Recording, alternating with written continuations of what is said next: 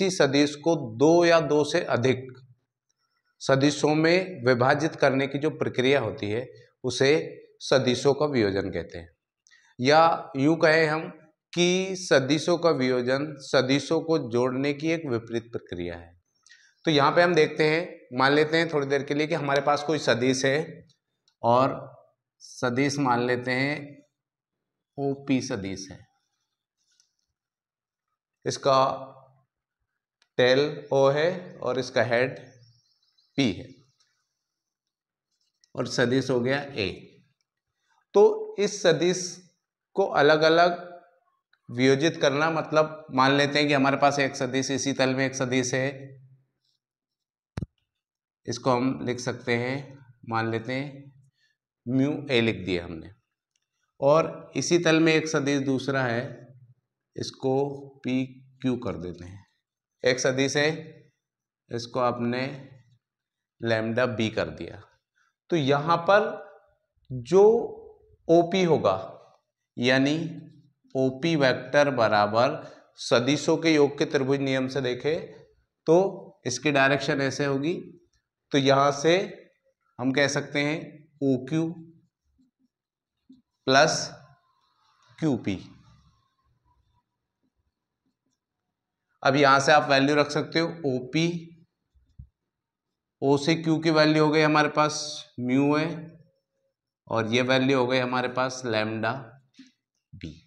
तो यहां पर हमने सदिश ओपी को जो है दो भागों में वियोजित कर दिया, ओ क्यू और क्यूपी में। तो ये जो हो गया वो सदिश ओपी का वियोजन हुआ। एक दूसरी चीज इसके अंदर होती है, वो होता है समकोणिक वियोजन। समकोणिक वियोजन में हम देखते हैं कि मान लेते हैं कोई सदिश है हमारे पास, सदिश मान लिया हमने, सदिश है ओपी। अब इस सदिश को हमें क्या करना है कि यदि सदिश का दो परस्पर सदिशों में वियोजन किया जाए, यानी दो लंबवत अक्षों में यदि तोड़ दिया जाए, तो मान लेते हैं कि परस्पर लंबवत अक्ष हो गई हमारे, एक अक्ष हो गई ये हो गई आपकी एक्स अक्ष, और ये हो गया वाई अक्ष। ये सदिश है, मान लेते हैं थोड़ी देर के लिए हमारे पास कि ये सदिश हो गया आपका ए सदिश हो गया, ये हो गया इसका मूल बिंदु। तो यहां से हमने इस ओपी सदिश को एक्स अक्ष और वाई अक्ष के घटकों के रूप में तोड़ दिया, इसे बोलते हैं हम समकोणिक वियोजन। तो यहां से एक्स अक्ष ये, और ये हो गया आपका वाई अक्ष। अब जो शीर्ष है सदिश ओपी का, जो शीर्ष है, उस शीर्ष से एक्स अक्ष पर एक लंब डालते हैं, ये हमने इसके ऊपर लंब डाल दिया। पी से वाई अक्ष पर भी एक लंब डालते हैं, पी से वाई अक्ष पर हमने एक लंब डाल दिया।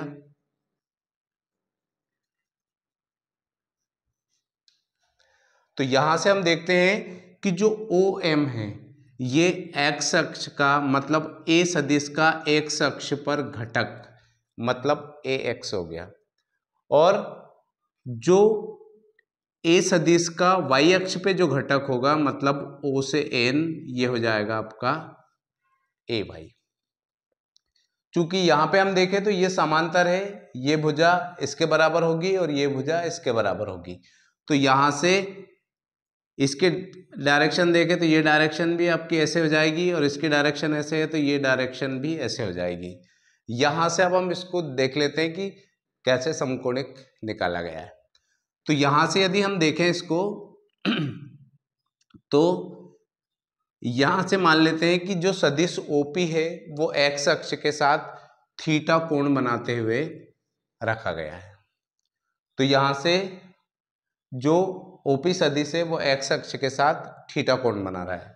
तो हम देखते हैं इसको, यहां से निकाल लेते हैं हम कि ये जो सदिश है ओपी, यानी सदिशों के योग के त्रिभुज नियम से हम देखते हैं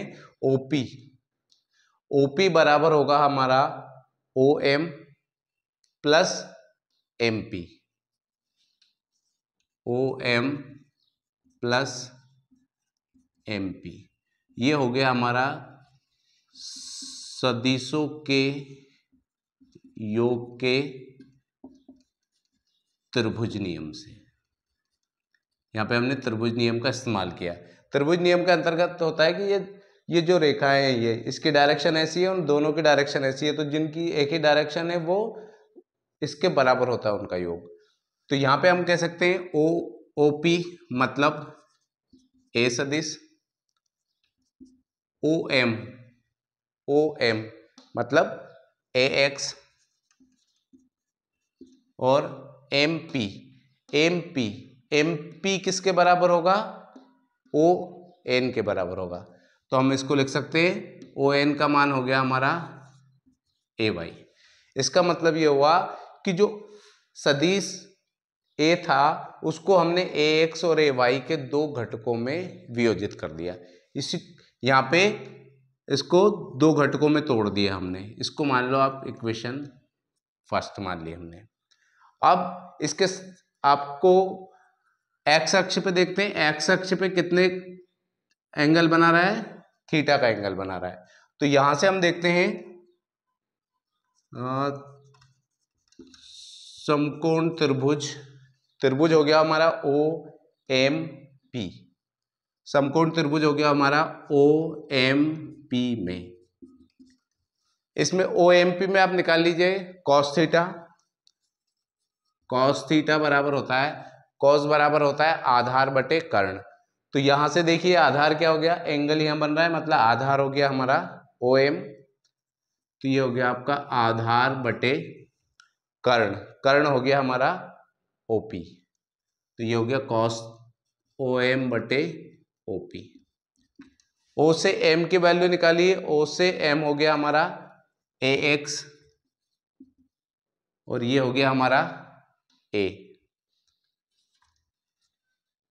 तो देखिए आप यहां कॉस थीटा बराबर निकल के आया ए एक्स बटे ए, तो ये हो जाएगा आपका ए एक्स बराबर ए कॉस थीटा, यानी ए एक्स बराबर हो गया आपका ए कॉस थीटा। इसी प्रकार इसी से हम निकाल लेंगे साइन थीटा बराबर होगा हमारा, साइन बराबर होता है लंब बटे कर्ण। तो यहां से देखेंगे तो लंब हो जाएगा हमारा एम पी बटे कर्ण ओपी, तो ये हो जाएगा एम पी बटे ओपी। तो यहां से हम देखें तो एम पी का मान हो गया हमारा, एम पी किसके बराबर है? ओ एन के बराबर है। इसको हम लिखेंगे ए वाई बटे ये हो गया हमारा ए, तो ए वाई बराबर हो जाएगा, ए वाई बराबर हो जाएगा ए साइन थीटा।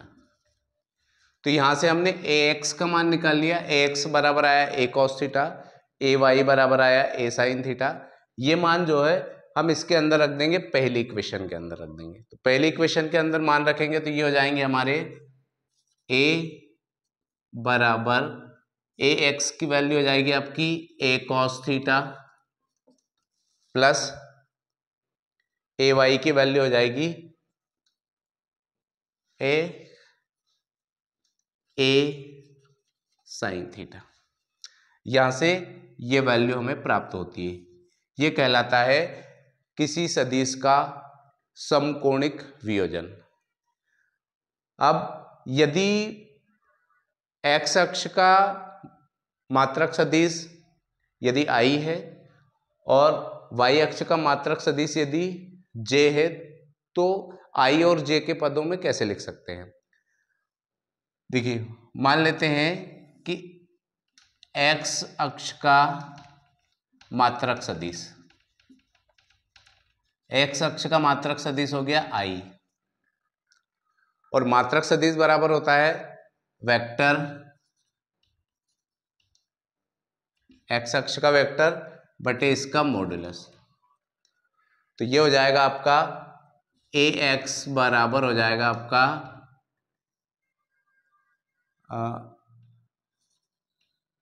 ए एक्स इंटू आई, ए एक्स वेक्टर बराबर हो जाएगा ए एक्स आई।